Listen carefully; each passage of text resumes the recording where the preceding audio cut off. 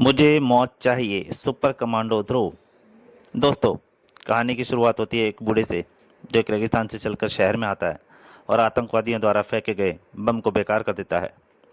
और जब आतंकवादी उसको मारने वाले होते हैं तो ध्रुव आकर उसे बचा लेता है, परंतु वह ध्रुव पर ही हमला कर देता है और आतंकवादियों के साथ भाग जाता है। और जब आतंकवादी उससे पूछते हैं कि तुमने उसे क्यों बचाया, तो वो बताता है कि उसे चाहिए मौत। मौत। और इधर ध्रुव उस बूढ़े को ढूंढता हुआ रेगिस्तान में पहुंच जाता है, जहां उसकी मुलाकात उस बूढ़े आदमी यानी रूह से होती है। तो बूढ़ा ध्रुव को अपने बारे में बताता है और कहता है कि मुझे मार दो। अब उसके आगे लेकिन ध्रुव को अब बूढ़े की सारी कहानी सच लग रही थी। आह, इसके हाथ हैं ये ठोस लोहे के हथौड़े। लगता है यह वास्तव में मेरी जान लेने पर उतारू है। इसमें सचमुच आश्चर्यजनक ताकत है। मैं ताकत में इससे नहीं जीत सकता। बचने का सिर्फ यही एक रास्ता है कि मैं इसकी ताकत का इस्तेमाल इसी के खिलाफ करूं और फिर यहां से बाहर भागने का रास्ता देखूं। लेकिन इससे पहले कि ध्रुव दरवाजे की तरफ बाहर निकल पाता, उस बूढ़े ने फानुस का एक बहुत बड़ा हिस्सा ध्रुव के आगे फेंक दिया। एक भारी मेज से उसका रास्ता रोक दिया गया। मेज फेंक दी उसके आगे। अब ध्रुव के पास लड़ने के अलावा और कोई चारा नहीं था। बूढ़ा फिर तेजी से ध्रुव की तरफ बढ़ रहा था। पहला वार ध्रुव ने ही किया। ओह, इसके पत्थर जैसे शरीर पर मेरा हाथ ही टूट गया। लेकिन बूढ़े पर कुछ असर नहीं हुआ और उसका अगला वार ध्रुव की गोली की लगी वहां पर पड़ा और ध्रुव कराह उठा। पट्टी खून से तर हो गई। आओ, जल्दी मुझे खत्म करने का रास्ता ढूंढो ध्रुव, वरना मैं तुमको खत्म कर दूंगा। बूढ़े ने ध्रुव की कमजोरी को भांप लिया था। उसका अगला घूंसा भी ध्रुव की उसी घाव पर पड़ा। आ और इस बार पट्टी के साथ साथ ध्रुव की भौं से खून से रंग से लाल होने लगी। ज्यादा खून निकल जाने से ध्रुव पर बेहोशी छाने लगी थी और वह लग कर वहीं पर फर्श पर गिर पड़ा। यह क्या? यह तो बेहोश हो गया। मैं इस वक्त इसको कितने आराम से मार सकता हूँ, लेकिन नहीं। उन डाकुओं ने कहा था कि सिर्फ यही लड़का मेरे मरने का रास्ता ढूंढ सकता है। इसलिए अब मैं इसको मारने के बजाय वह काम करूंगा जिससे यह मुझको खत्म करने का रास्ता सोचने के लिए मजबूर हो जाए। बूढ़ा पलटा और तेजी से बाहर निकल गया। थोड़ी देर बाद वह बूढ़ा शहर की तरफ बढ़ रहा था, क्योंकि इस बार उसका निशाना ध्रुव नहीं, ध्रुव का शहर था। इधर आतंकवादियों को यह योजना पसंद भी आई और नहीं भी। इस बुड्ढे ने यह क्या किया? हमारे सबसे बड़े दुश्मन को छोड़ दिया, जिंदा ही छोड़ दिया। लेकिन सुप्रीमो, अब तो वह वही काम करने जा रहा है जो हम हमेशा से ही करना चाहते हैं, यानी तुम इस शहर की तबाही। हम्म तुम कहते तो ठीक हो डिप्टी, लेकिन मैं ये सोच रहा हूँ कि बेचारा दूत तो रेगिस्तान के बीच में बेहोश पड़ा है। तो क्यों ना हम उस बुड्ढे के अधूरे छूड़े काम को पूरा कर दें। Good idea boss. Heera Jagga, तुम समझ गए ना तुम लोगों को क्या क्या करना है? समझ गए डिप्टी। हमको रेगिस्तान के महल में जाकर वहां बेहोश पड़े ध्रुव को खत्म करना है। बस सुप्रीमो, हम यूं गए और यूं आए। और दूसरी तरफ बूढ़ा रू शहर के व्यस्ततम इलाके में पहुंच चुका था। तबाही शुरू करने के लिए यह खूबसूरत जगह सबसे उपयुक्त है। उसने 25 फीट ऊंचे बिजली के मजबूत खंभे पर एक जोरदार ठोकर मारी। तड़ाक! और बिजली का खंभा तीन की पतली चादर की तरह बीच से मुड़कर सड़क पर आ झुका और सड़क पर आती सिटी बस पूरी गति से उस खंभे से आ टकराई। रू ने शहर के विनाश की लीला का शुरुआत कर दिया था।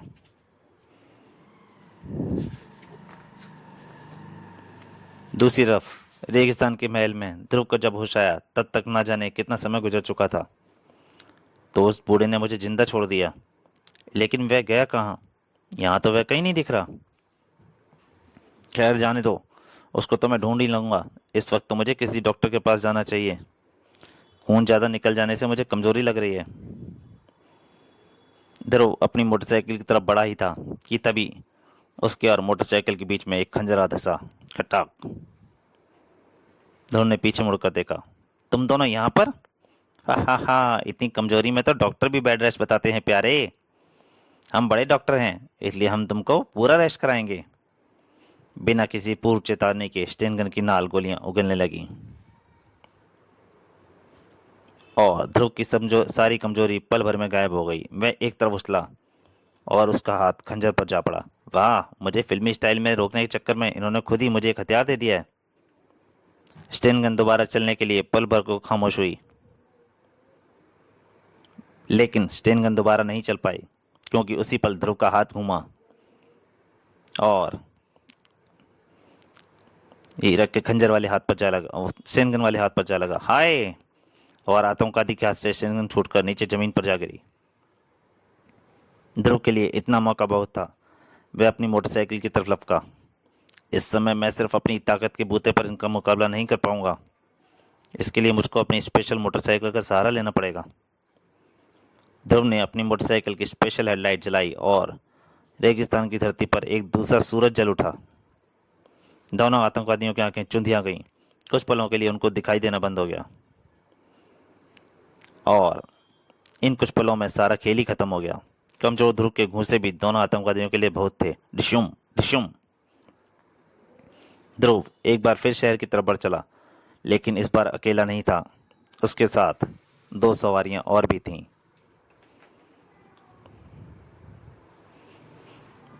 लेकिन शहर में घुसते ही ध्रुव का दिमाग चकरा गया, क्योंकि इस वक्त शहर में और रेगिस्तान में जरा सा ही फर्क था।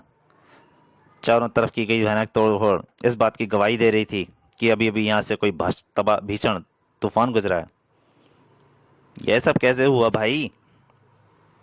ध्रुव साहब, मैं सच से बताऊंगा, आप कहेंगे तो मैं ड्यूटी पर पिए हूँ। ये तोड़फोड़ एक बूढ़े ने की है, जो देखने में तो ऐसा लगता था जैसे एक झापड़ मारो तो मर जाएगा। लेकिन जब मैंने उसे रोकने की कोशिश की तो उसने मुझे एक झापड़ मारा और इसके बाद मुझे अभी अभी होश आया है। वह अपने एक झापड़ से शायद शेर को भी मार सकता है कांस्टेबल, इसलिए शर्म मत करो और मुझे यह बताओ कि बूढ़ा गया किधर है? वह शक्ति नगर की तरफ गया है ध्रुव साहब, तो तुम इन आतंकवादियों को संभालो, मैं उसे देखता हूँ। आतंकवादी, और वह भी दो दो? हमारे ध्रुव साहब भी बस कमाल है। दूसरी तरफ बूढ़ा रूप परेशान था। इतनी तबाही देखकर तो वह लड़का ध्रुव मुझे खत्म करने कोई ना कोई रास्ता अवश्य निकाल लेगा, लेकिन वह अब तक आया क्यों नहीं? कहीं मैं मर? नहीं नहीं, ऐसा नहीं हो सकता। शायद उसको यहाँ तक बुलाने के लिए इतनी तबाही काफी नहीं। वह भी इतना सोच ही रहा था कि तभी ध्रुव की मोटरसाइकिल की टक्कर उससे लगी। धड़ाप। हाँ, तब तुम आ गए। मैं आपसे यह प्रार्थना करने आया हूँ कि आप ये विनाश का विचार छोड़ दें और हमारे साथ बैठकर शांति से विचार विमर्श करें।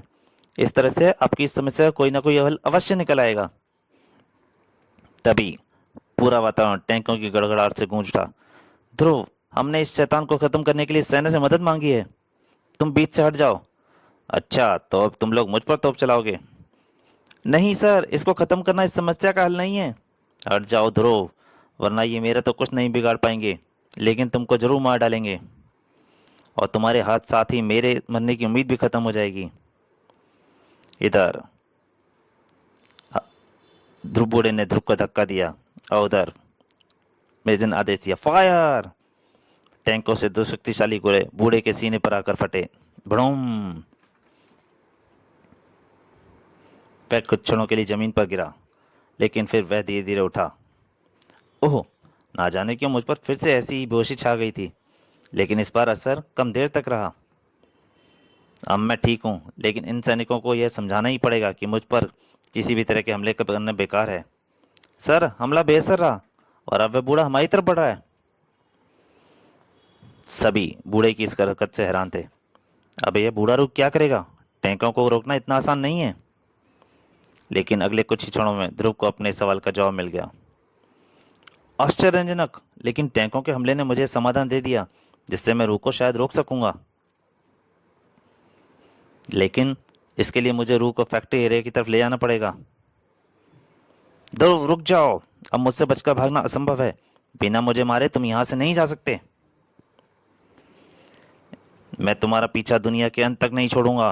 अब इस बार तुमको मुझे खत्म करके ही दम लूंगा। ठीक है रूह, क्योंकि अगर तुमने मेरा पीछा छोड़ दिया तो मेरी योजना भी चौपट हो जाएगी। दूसरी तरफ आतंकवादी अपने ट्रांसजेंडर पूरा घटनाक्रम सुन रहे थे। ये ध्रुव वहाँ कैसे पहुंच गया? इसका मतलब है जग्गा और हीरा अपने काम में असफल रहे। अब तो इस काम के लिए मुझे खुद ही जाना पड़ेगा। तुम सब लोग अपने अपने हथियार लेकर तैयार हो जाओ। इस बार ये मौका हमारे हाथ से नहीं निकलना चाहिए। उधर ध्रुव बूढ़े को खींचता हुआ शहर से बाहर ले आया था। अपने प्लान के मुताबिक मैं इसको फैक्ट्री एरिया तक खींच लाया हूँ। फैक्ट्री एरिया जहाँ सब तरफ पॉल्यूशन ही पॉल्यूशन था, प्रदूषण। अब देखना यह है कि मेरा प्लान काम करता है या नहीं। खो खो। उफ, यहाँ पर कैसी अजीब सी गंध आ रही है। उधर ध्रुव के पीछे दौड़ता बूढ़ा अचानक रुक गया। ओह, मुझ पर फिर से बेहोशी छा रही है।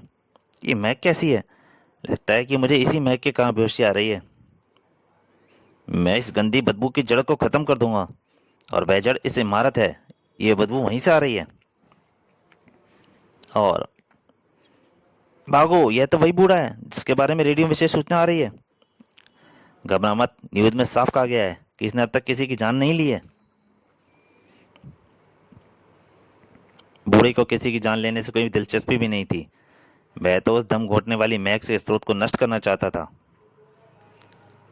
रूह तो उस फैक्ट्री में घुस गया, यानी अब मेरा काम और आसान हो गया है। टैंकों के हमले से यह बात साफ हो गया था कि रूह वायु प्रदूषण नहीं सह पाता है, क्योंकि यह आज से 300 साल पहले का मनुष्य है, जब वायु प्रदूषण ना के बराबर था। इसलिए यह सबसे पहले धुएं के बम से रात भर बेहोश हुआ था, लेकिन धीरे धीरे वायु प्रदूषण को थोड़ा आदी हो गया, क्योंकि टैंकों के हमले के कारण हुए धुएं से इस पर ज़्यादा असर नहीं हुआ। यही कारण है जिससे मैं रूह के फैक्ट्री एरिया में खींच लाया हूँ, जहाँ पर तो वायु प्रदूषण इतना ज़्यादा है कि इसको हम लोग तक सह नहीं पाते हैं। इधर ध्रुव अपने विचारों में सोया हुआ था, और उधर रूह लगभग पूरी फैक्ट्री तबाह कर चुका था। लेकिन बूढ़ा रूह यहीं पर गलती कर गया, क्योंकि वह गंध के स्रोत को खत्म करने के चक्कर में उस स्रोत के पास और आ गया था। उसका दम और तेजी से घुटने लगा, और वह अपने होश खोकर एक बार फिर नीचे गिर पड़ा। ओह, बेहोश होते होते भी इसने पूरी फैक्ट्री तबाह कर दी है, लेकिन इस कीमत पर भी इसकी पकड़ पाना सस्ता सौदा है। तभी जलती हुई फैक्ट्री के टुकड़े गेट से एक गाड़ी अंदर दाखिल हुई। वेरा, ट्रांसमीटर के सिग्नल ने हमको बिल्कुल सही जगह पर पहुंचा दिया। अब हम इससे जग्गा और हीरा की गिरफ्तारी का बदला लेंगे। जग्गा और हीरा, ये तो शायद उन आतंकवादियों के नाम है। यानी ये सब उनके ही साथी हैं। गोली मार दूं सुप्रीमो? नहीं, यह छोकरा इतनी आसान मौत के काबिल नहीं है। सबसे पहले इसको जग्गा और हीरा की कीमत चुकानी होगी, और वह कीमत इससे मेरे घूंसे वसूल करेंगे। और इस बीच अगर यह मुझ पर पलट कर वार करे तो इस पर बेझिझक गोली मार देना। और जब तक ये मेरे हाथों में अपनी हड्डियां तोड़वाता रहे, तब तक खामोशी से तमाशा देखना। आह, यह तो पक्का है मेरे पलट कर वार करते ही मुझे लतनी बंदूकें मेरे शरीर को छलनी कर देंगी। इसलिए मौका मिलने तक मार खाने के अलावा और कोई चारा नहीं है। ध्रुव जमीन पर आ गिरा। उसका बदन कांच के टूटे टुकड़ों पर आ गिरा, और ध्रुव ने इस मौके का भरपूर फायदा उठाया। उसने देखते ही देखते पैतना बदला, और सुप्रीमो का शरीर एक मजबूत शिकंजे में कस गया। उसकी गर्दन पर एक टूटे कांच का धाधा टुकड़ा लगा। अपने आदमियों से कहो कि 5 सेकंड के अंदर अपने हथियार पानी की टंकी फेंक दे, वरना फेंक दो, फेंक दो। एक के बाद एक कई धमाके हुए, और भारी भारी हथियार पानी के तल में बैठने लगे। शाबाश, अब तुम सब अपनी जीप में चलकर बैठो, और पुलिस के आने तक अच्छे बच्चों की तरह चुपचाप इंतजार। लेकिन फैक्ट्री की ध्वस्त हो चुकी इमारत, मलबा अब भी गिर रहा था, और उसमें से एक बड़े ईंट का टुकड़ा ध्रुव के सर पर आकर लगा। आह! अब तक ध्रुव कमजोरी लगने के बावजूद जो जोश में काम कर रहा था, लेकिन इस भयंकर चोट को वह सह नहीं पाया। हा हा, किस्मत हमारे साथ है ड्यूटी। अब इसको भून डालो। लेकिन सुप्रीमो, सारी बंदूकें तो हमने पानी की टंकी में फेंक दी। कोई बात नहीं, कोई बात नहीं। आदमी को मारने के 50 तरीके होते हैं। इस लौंडे को खंबे से बांध दो। और नाथू, तू जाकर गाड़ी से पेट्रोल का कनस्तर निकाल। देखते ही देखते सारा इंतजाम हो गया। अब सिर्फ एक चिंगारी की देर थी, और ध्रुव के चारों तरफ भयंकर लपटें भभक उठीं। लेकिन अब तक फैक्ट्री का प्लांट जल चुका था, और रसायनों की वह महक जिससे बूढ़े रूह को बेहोशी कैद में जकड़ रखा था, खत्म हो गई थी। अब रूह को होश आ रहा था। आंखें खुलते ही उसकी नजर जिस दृश्य पर पड़ी, उसने रूह को क्रोधित कर दिया। ये डाकू ध्रुव को जला देना चाहते हैं, उस लड़के को जिसको मैंने हर संभव तरीके से परेशान किया, लेकिन फिर भी इसने मेरी जान बचानी चाहिए। इस बुरे काम को करने के लिए इन डाकुओं को 2 गज की आग में जलना पड़ेगा। तभी डिप्पी का खान बूढ़े रूह की तरफ गया, सुप्रीमो। लेकिन इससे पहले कि खुशी में डूबे आतंकवादी कुछ समझ पाते, थप धाक, उन दोनों के सर पे बूढ़े रूह का कहर टूट पड़ा। रूह का प्रचंड गुस्सा उन पर कहर बनकर टूट पड़ा। धार। लेकिन आखिरी आतंकवादी की किस्मत तेज थी, क्योंकि तभी ध्रुव की एक तेज करार से रूह का ध्यान उसकी तरफ खींच लिया। वह तेजी से ध्रुव की तरफ लपका। ओह, मुझे इस लड़के को जान बचाकर इसके एहसानों का बोझ उतारना ही पड़ेगा। अब तक ध्रुव के बूट से लगने की गंध वातावरण में फैलने लगी थी, लेकिन रूह ने के एक शक्तिशाली झटके से ही रस्सी के टुकड़े टुकड़े हो गए। पलक झपकते ही रूह ध्रुव को आग से बाहर निकालकर सुरक्षित स्थान पर ले आया। ध्रुव, ध्रुव, होश में आओ। ध्रुव ने धीरे धीरे आंखें खोली और, रूह, यह तुमको क्या हो रहा है? तुम्हारे चेहरे पर से खाल गायब हो रही है। हाँ ध्रुव, आज मैंने 300 सालों में पहली बार अपना स्वार्थ भूलकर किसी की जान बचाकर सच्ची इंसानियत का काम किया है। फकीर के शाप के मुताबिक अब मुझे जिंदगी से छुटकारा मिलेगा। ध्रुव की विस्मित आंखों के सामने रूह का शरीर धीरे धीरे मिट्टी में मिल गया। जी प्रोका राम सिंह, वह रहा ध्रुव, लेकिन वह बूढ़ा कहीं दिखाई नहीं दे रहा है। वह बूढ़ा कहाँ गया ध्रुव? हमको उसे हर कीमत पर पकड़कर कानून के हवाले करना है। अब उसको कोई नहीं पकड़ सकता सर। वह जहाँ से आया था वहीं पर वापस चला गया। अब हमारा शहर सुरक्षित है। और ना जाने क्यों ध्रुव की आंखों से 2 आंसू टपक पड़े। तो दोस्तों, ये कहानी यहीं पे समाप्त होती है, लेकिन मेरी आपसे फिर से वही प्रार्थना है, अगर आपको कॉमिक अच्छी लगे तो प्लीज़ लाइक कीजिए और शेयर ज़रूर करिए, ताकि इस कॉमिक को आगे बढ़ने के लिए ज़्यादा से ज़्यादा प्रोत्साहन मिल सके। धन्यवाद।